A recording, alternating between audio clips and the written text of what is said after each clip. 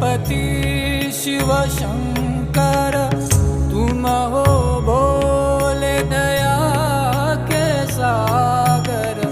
तुम कैलाशपति शिव शंकर तुम हो भोले दया के सागर।